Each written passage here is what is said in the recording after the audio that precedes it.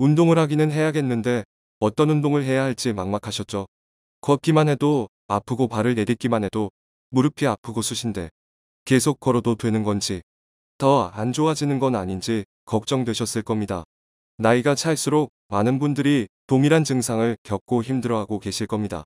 오늘은 무릎이 아프신 분이 많은 이유와 관절염의 증상은 어떻게 나타나는지, 또 무릎에 물이 차면 물을 빼는 것이 좋은 것인지, 어떤 운동을 하지 말아야 하고 또 어떤 운동이 좋은지 말씀드릴 테니 이 영상을 꼭 끝까지 시청해주세요.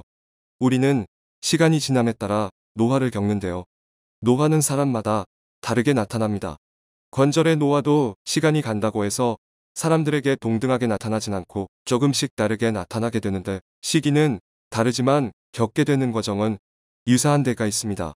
퇴행성 관절염은 노화로 인해 연골이 닳아 생기는 질환인데요. 하지만 꼭 나이 드신 분들만 생기는 질환은 아닙니다. 과도하게 계단을 오르거나 등산을 하거나 과격한 운동을 오랫동안 지속하면 노화는 빠르게 진행되어 이런 경우에도 발생할 수 있는데요. 노화는 연골이 서서히 마모해가는 과정을 일컫는 말이고 빠르게 진행될 수도 있습니다. 이것이 관절이 노화하는 방식이라고 할 수 있겠습니다. 정상 관절은 굉장히 매끈하고 매끄러운 연골이 관찰되고, 반면에 퇴행성 관절에서는 연골이 이곳저곳 마모되고 움푹 패여서 불규칙한 관절면을 가지게 됩니다. 퇴행성 관절염은 왜 일국 무릎에 많이 생길까요? 다른 부위의 관절들의 구조와 비교해보면 알 수 있는데요. 고관절의 생김새와 발목 관절의 생김새는 동그란 구 모양을 하고 있습니다. 굉장히 안정적이고 접촉 면적이 넓어서 체중을 비롯한 높은 압력들이 넓은 면적에 분산되기 때문에 안정되고 쉽게 연골이 닳지 않을 만한 효율적인 구조를 가지고 있습니다.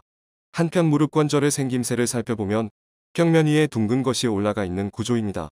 앞서 설명했던 고관절이나 발목 관절에 비해서는 훨씬 좁은 면적에 접촉을 하고 있는 것을 볼 수 있고, 비유하자면 쟁반 위에 구슬이 있는 격입니다.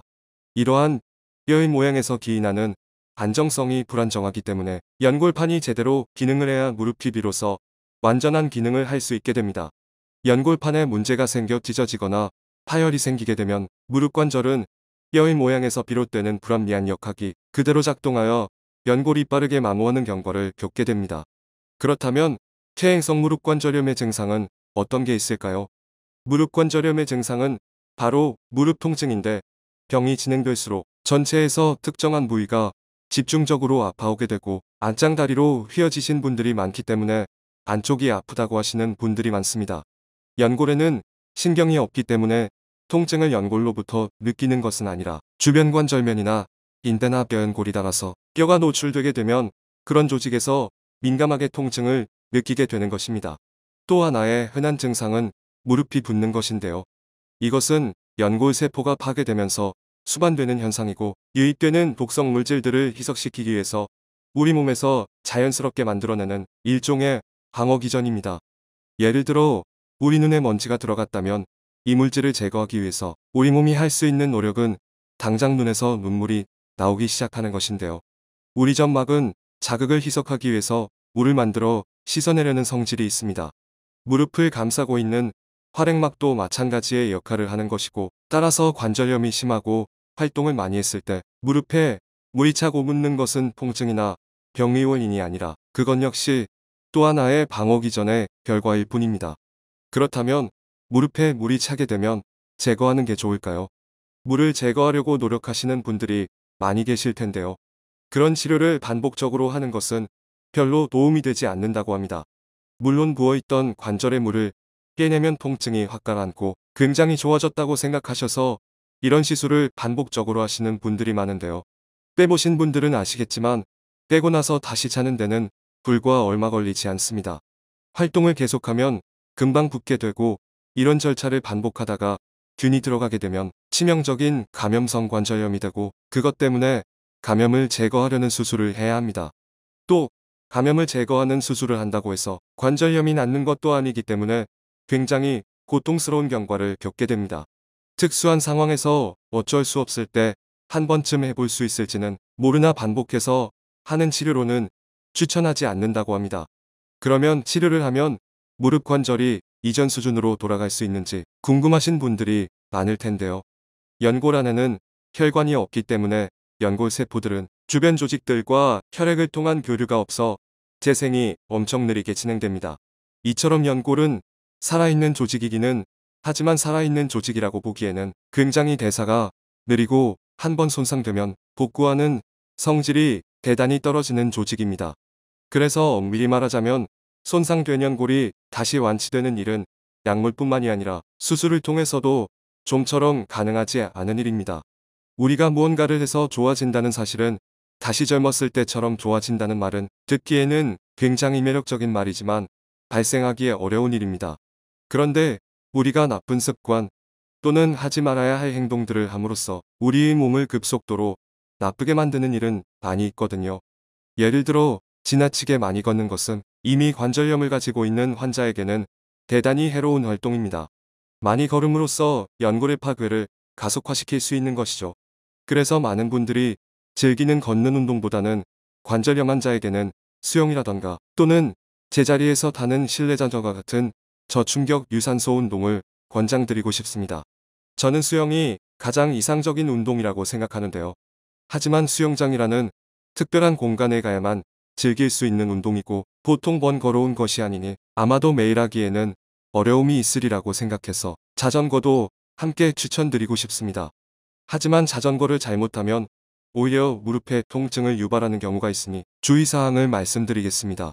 실내 자전거 운동을 제대로 안전하게 효율적으로 하기 위해선 세 가지를 기억하고 계셔야 됩니다. 그 세 가지는 바로 안장의 높이, 발의 위치, 허리의 자세, 속도와 강도입니다. 첫 번째는 자전거의 안장 높이를 알맞게 조정하시는 겁니다. 여기서 핵심은 자전거의 안장을 되도록 높게 조정하는 것입니다. 안장을 될 수 있는 한 높여주셔서 자전거를 타는 도중 무릎이 너무 많이 구부려지지 않도록 하셔야 합니다. 요령은 페달을 밟았을 때 발이 가장 아래 지점에 위치하는 시점에서 무릎이 10도에서 20도 정도만 구부린 자세가 되도록 조정해 주시는 겁니다. 쉽게 이야기해서 자전거 페달을 제일 아래까지 밟았을 때 내 무릎은 거의 펴진 자세가 좋다는 거죠.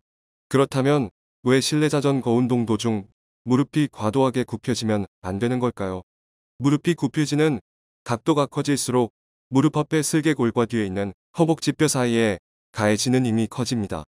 이렇게 되면 운동 도중 또는 운동 후에 무릎 앞쪽 통증을 유발할 수 있고 관절염이 악화될 수 있습니다.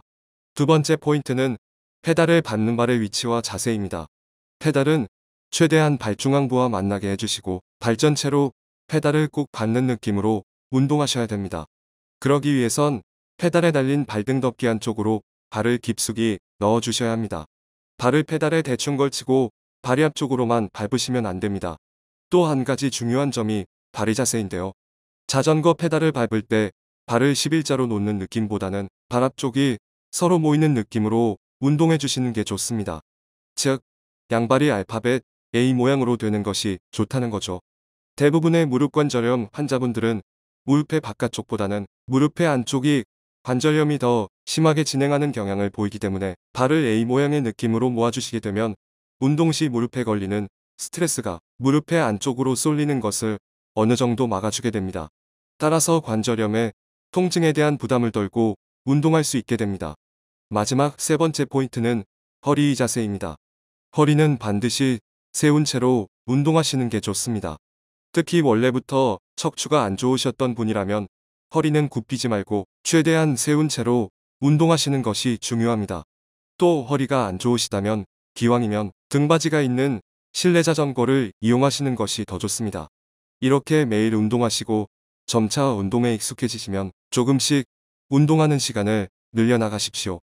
또한 페달의 저항 강도 역시 점진적으로 조금씩 늘려나가시면 됩니다. 오늘 기억하셔야 할 점은 퇴행성 관절염은 노화로 인해 발생하고 특히 무릎은 뼈의 구조상 노화가 빨리 진행된다는 점, 무릎이 아프다고 물을 빼는 시술은 근본적인 치료가 아니다라고 말씀드렸습니다. 또 연골은 재생이 거의 되지 않기 때문에 예방에 신경 써야 하고 이미 무릎이 안 좋으신 분들은 걷기 운동보다는 수영이나 실내 자전거 운동을 하셔야 한다고 말씀드렸습니다. 또 마지막으로 실내 자전거 운동할 때 주의점도 알려드렸습니다. 오늘 전해드릴 소식은 여기까지입니다. 도움이 되셨다면 구독과 좋아요 눌러주시면 건강 정보를 빠르게 확인하실 수 있습니다. 건강하고 행복하세요. 감사합니다.